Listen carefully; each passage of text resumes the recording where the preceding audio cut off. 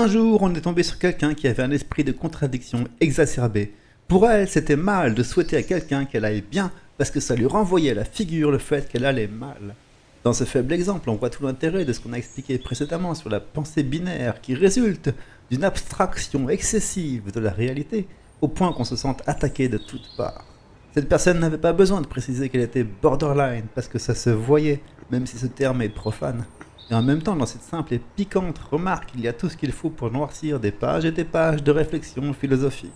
En termes général, il faut savoir que lorsque quelqu'un nous dit quelque chose qui nous plonge dans un abîme de tourments, c'est déjà de la violence. Mais c'est sûrement ce qu'elle a ressenti aussi, parce que finalement, elle n'a fait que refléter ce qui, dans son esprit, devait ressembler à une sorte d'agression. Et c'est là que la communication non violente est censée intervenir comme un pompier pour éteindre les flammes avant que ça ne dégénère. Les réflexions que ça inspire sur le plan philosophique, ça c'est pour le plaisir de la science. L'inversion, la réciproque, l'opposition, les contradictions, il y a de quoi écrire tout un livre sur le sujet, et d'ailleurs c'est ce qu'on a fait. Nous on va juste se contenter ici d'entourer cet exemple de quelques principes généraux. En premier lieu, oui, c'est vrai, souhaiter à quelqu'un qu'elle aille bien n'est pas de la communication non violente. Mais bon, le reproche qui est fait en retour n'en est pas non plus. Il prouve seulement que la personne n'a pas les outils pour aborder, comprendre et résoudre ce qui la fait souffrir. Et ce n'est pas pathologique au sens où on n'y peut rien et que ça l'excuse de tout et que l'autre n'est excusable de rien. C'est juste un manque d'éducation, on va dire. C'est une lacune, plus qu'une défaillance. Ou en tout cas, ce serait une défaillance si elle refusait de l'admettre et que tout serait entièrement de la faute de l'autre. Auquel cas, ce n'est plus une borderline qu'on a en face de nous, mais un vrai et authentique pervers narcissique. En tout cas, ce n'est que par l'exemple qu'on peut montrer comment établir une relation qui soit équilibrée, où personne n'a à savoir quelles sont les justifications de l'autre pour être certain d'avoir bien compris ses propos. Et aussi sans que cette compréhension ne soit conflictuelle, sinon on n'est plus vraiment dans ce qu'on appelle la compréhension de l'autre. Ce qu'il y a, c'est qu'il y a des mots, des termes ou des expressions qui ne sont qu'une facette d'un terme plus générique, comme on l'a vu avec les termes cause et conséquence. Ce sont les mêmes choses, ce sont des événements. Simplement, ce qui change, c'est la position qu'ils ont l'un par rapport à l'autre. Mais au final, tout événement est embrigadé dans une histoire où quelque chose est en train de se transformer. Il ne faut donc pas s'attacher aux mots en tant que tels, mais au cadre général.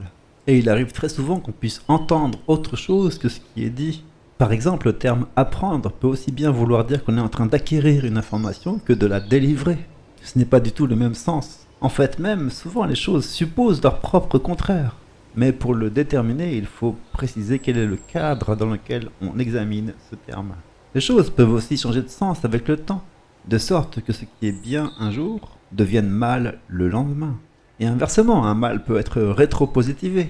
Là, il faut comprendre que le temps, le court terme et le long terme, sont deux systèmes distincts et opposés, qui confèrent chacun un sens particulier au mot. Mais encore, il peut y avoir des allers-retours entre les deux systèmes, c'est-à-dire entre deux contextes, comme on l'a vu avec le moi intérieur et son propre ego, qui en est une des itérations possibles. C'est-à-dire qu'ils peuvent travailler ensemble et informer l'un l'autre de ce que l'autre ne peut pas voir. L'expression « c'est mal de dire ça » n'est que l'expression tragique d'un point de vue dont on n'arrive pas à se défaire. Et en même temps, dire « ceci est mal » est une bonne chose parce que la personne s'exprime. Donc on peut dire que c'est à la fois mal et bien. Entre deux systèmes, il peut y avoir un point de jonction qui est un terme qui a du sens pour les deux contextes. C'est sur lui que s'articule le basculement, comme à l'occasion d'un sophisme. Avec l'exercice, on peut déceler tout un lot de termes à la fois vrais et faux. On les appelle les termes VF, c'est amusant, et ce sont des mots qui peuvent avoir une signification secondaire dans un autre contexte. Par exemple, il arrive que considérer l'approbation à ce qui est dit comme une approbation à ce qui est évoqué intérieurement, c'est un peu comme une sorte de quiproquo semi-volontaire. Et c'est très utilisé par les politiciens pour obtenir une approbation par la ruse et pour extorquer un consentement.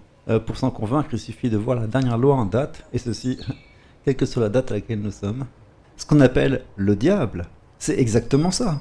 Il a besoin d'un engagement volontaire et libre, même s'il a triché sur tout ce qui échappe à l'entendement de sa victime. Et parfois c'est le cerveau lui-même qui se trompe en pervertissant une fonction cognitive, là où il n'a pas appris à distinguer, par exemple, sa vraie nature et son propre ego. En tout cas, pour l'enseignement qu'il procure en exploitant les failles du raisonnement, on peut dire que ce qu'on appelle le diable est une chose extrêmement positive. Ce n'est pas une personne dont il faut avoir peur, c'est une peur qui engendre une erreur.